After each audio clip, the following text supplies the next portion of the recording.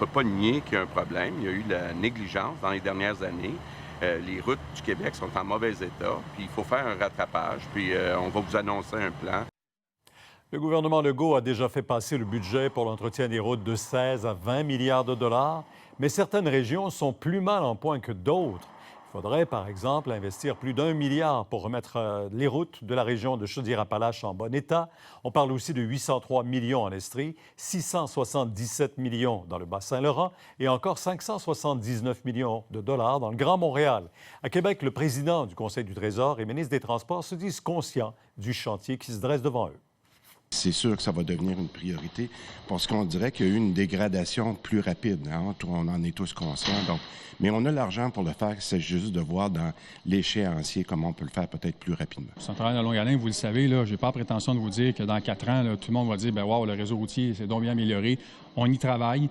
Il y a des sommes considérables qui sont investies. On va continuer de demander au Trésor et aux finances de nous donner les sommes requises. Le congé de la fête nationale sera l'occasion de nombreux déplacements. Ce sera aussi le moment très attendu, celui de l'ouverture du pont Samuel de Champlain lundi. Après 4 ans de travaux et quelques mois de retard, les automobilistes pourront emprunter la nouvelle structure en direction de Montréal, mais d'autres importants travaux sur nos routes sont aussi nécessaires pendant ce long congé et la patience pourrait être de mise, Andy. Celle des automobilistes plus particulièrement, Pierre, tout ça en raison du pont Samuel de Champlain que vous voyez derrière moi.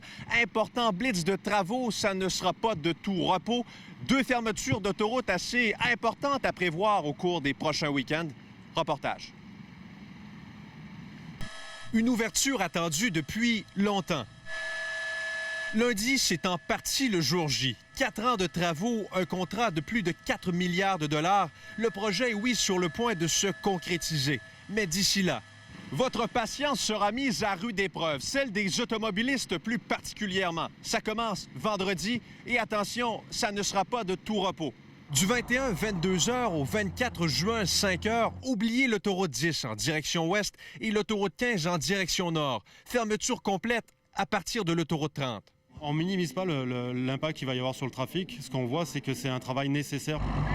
Un véritable blitz de travaux majeurs pour tout terminer à temps. En gros, en fin de semaine se fera la démolition de la route temporaire, des travaux de fondation, nivellement, déviation des voies, marquage, ainsi que l'installation de glissières de béton, signalisation, éclairage. Ajoutez à ça l'échangeur Turco, où les fermetures se multiplient. Il n'y avait pas moyen de faire ces entraves-là prévues, entre autres à l'échangeur Turco, un autre moment là, que les 2 prochaines fins de semaine? Parfois, il faut quand même en faire pour permettre, entre autres, comme au projet Turco, de continuer à avancer. Bon, regardons maintenant le week-end suivant, celui de la Fête du Canada. Rien de trop encourageant non plus niveau fluidité de la circulation. Du 28 juin au 1er juillet, ce sera tout simplement l'inverse. À éviter autoroute 10 en direction est, autoroute 15 en direction sud depuis Turcot.